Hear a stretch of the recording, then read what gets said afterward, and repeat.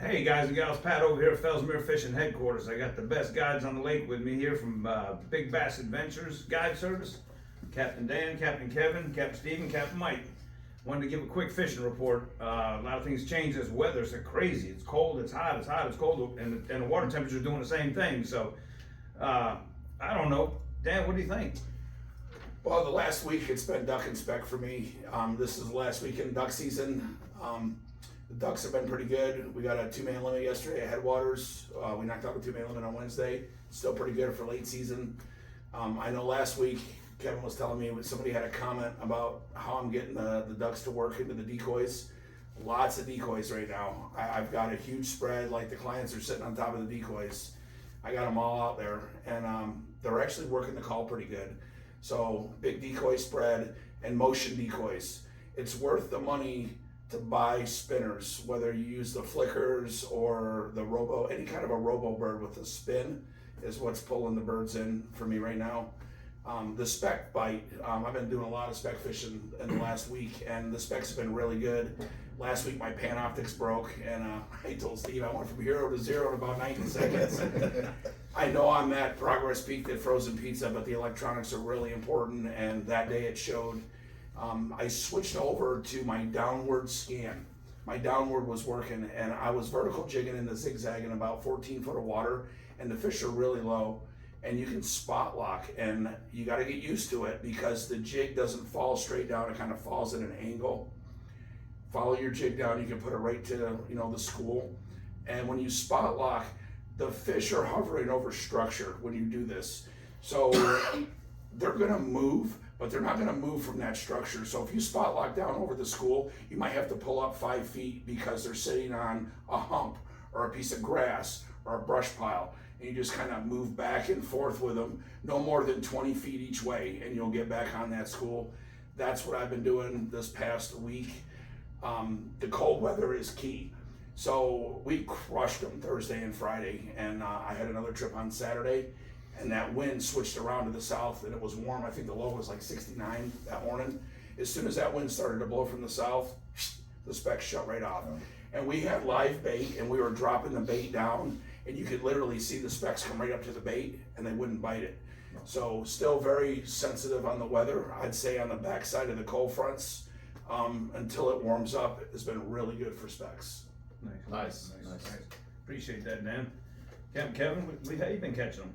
So last week it's been shiners and artificial, but I'll really go into the artificial side of things where perfect example is yesterday's trip was a artificial that we really focused on more finesse techniques, drop shotting. We were on the edges of the deeper, not the pits, but like the ditches, and not even like the main ditches that we're talking about, even just some of these old irrigation ditches, sticking right on the edge, battling the wind, but drop shotting. We're drop shotting just a finesse worm, and a jackal shad, the 4-inch shad bait, but drop shotting that, shaky head, and green pumpkin, orange tip. There was a little bit of tinge to the water, so but yeah, really focusing on that. Did well, right? I mean, no giants yesterday because water temp's been, well, it's been brutal. Yeah, it's been cold, but yesterday was really the first day that we had consistent water over 60 degrees. Today it's, I don't know, 55 degrees out right now, so I'm sure it dipped just back under 60 degrees. But really focusing on any sort of the ditch and the rim of the ditch to the flat, scattered grass, the grass clumps. I guess give a little, one of my secrets out here is spend a little bit of time with a crankbait as well. Kind of the technique of ripping rattle traps through the grass. I'll do that with a crankbait, right? And it can be effective. That bite's not 100% on right now, but it's starting to trigger.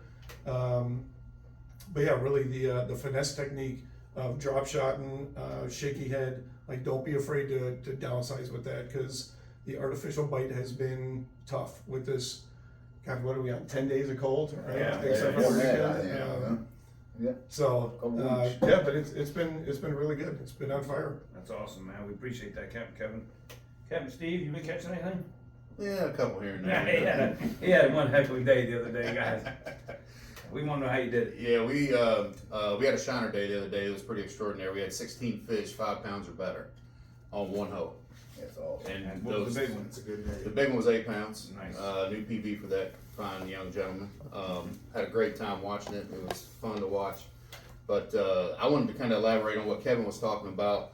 Because Kevin and I, we communicate a lot. And, he's talking about the ditches. Now, he's finesse fishing those ditches. The same day that he was finesse fishing those ditches, I was power fishing those ditches. Mm-hmm. So it's funny that you say that, about hanging a crankbait up, because we were throwing chatterbaits almost all day long and caught them.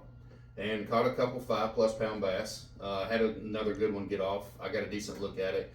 And then we also caught a good one flipping. We're flipping reeds on some of these major thoroughfares that, you see all the boat traffic go through. Everybody blows by a lot of stuff. Well, we flipped a couple of those down south around the second box pond down there and caught a couple good fish flipping the reeds. And we had been flipping the dugout down there a little bit anyway. So we were sitting in the ditch throwing up on the flat in reed patches with the chatterbaits. 1/2 ounce jackhammer Brett's bluegill color. That's what I was ripping them on. And if you weren't hanging it up in the reeds, you weren't getting bit. If this is the reed, they're on it, Right. or in it. Right. So, actually, my client that day, he actually caught one on a jig up in there and had a couple other good bites. It was almost like a couple of fish were carrying it off and just dropping it.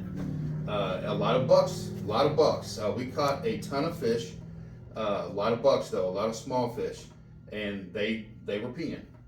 So I'm excited. As soon as we get some stable weather, it's going to be on. You need to get down here and come fish with us, because I'm telling you, it's about to be on. And you're spot on with the reed heads and stuff, because they spawn within 3 feet of that reed head, but they stage in that reed head. So like they're not spawning right now, they're staging and Yep, they're waiting. and they're just waiting for something to come by. So Yeah, but right now with that cooler weather, every so often you're going to get a good fish that slides up, Yeah. hanging out, feeding and stuff like that. And that's kind of what the deal was. And I'm sorry, I'm going to say this and I'll be done. But the water down there the day before, we had 2 days of 80 degrees. It was 58 degrees. It got up to 63 degrees yesterday, and they started eating. If it gets up to 68 to 73, lights out. Yeah, 62 is the magic number for bass. It Yes. seems like as long as it's above 62, it's going to be crush. Yes. Beautiful. a stable 62. Yeah. Right. Yeah. Not a flash of 12. Yeah, not like get up there and then drop right back down. Yeah. But yeah, 62 is the number. That's awesome. Thanks, Steve. Captain Mike, I know you've been putting a little beating on him out there too. Yeah, well, I'll cover the shiner bite, I guess, a little bit. Not a lot has changed with that. Like everybody's saying, if the shiner isn't right up against the reed, you're probably not going to get bit unless you get one that comes out chasing, and that isn't happening a lot for sure. And basically, what I'm telling people, if your cork's not in the reeds, you're probably not going to get bit. Right. And it's just the way it is. So I have been free lining them a little bit more, trying to get them a little bit deeper, and that has actually produced some bigger fish than floating them on the corks there. One of the things I was going to touch on, and Captain Kevin had talked about it with the artificial bite and using some finesse techniques. I know a lot of you guys from up north know that when it gets cold down here, the first thing you hear is these bass get lockjaw. Right. And it's not a lie, they do. They don't like it real cold, but they still have to eat, and they're just going to get much tighter to cover. I mean, literally become the cover. Some finesse techniques that you guys would use up north are going to work down here. You just might want to upsize your presentation. Yep. There's some power Ned rigs. Well, instead of putting that little Ned worm that's this big on there, Throw it a 4 to 6 incher. Yeah. right? Take your big stick bait, cut it in half, and put half of it on there. Black with a blue tip, whatever. That's going to work down here the same way, just upscale a little bit. Right. So don't let the cold weather scare you guys off. We got some deep ponds and stuff here, and these fish are, going back and forth relating to that. And like the boys said, as soon as this weather warms up, it's on like Donkey Kong. Absolutely. So make your plans, man. And the weather's looking good for next week. Maybe it turning around. Yeah, It's yeah, gonna warm up, yeah. thank God. Could be a good Yeah. Yeah. Dude, as soon as it warms up, man, it's gonna be hammer time, baby. Hey guys, For thanks 3 for weeks, watching. I'm telling you. We'll get another one out next week. Yep. Thank you, guys. Let y'all know what's going on. Like I said, this weather's changing like crazy, so we'll see what happens. Thanks for watching, guys.